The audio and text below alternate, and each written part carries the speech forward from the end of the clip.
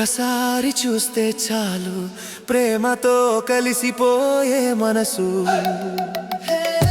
Happy birthday Priyansh, ఒక వరంతో చంద్రుడులా వెన్నెలతో వెలుగుతూ. నీ పుట్టిన రోజు రోజు సంతోషంగా ఉండాలి.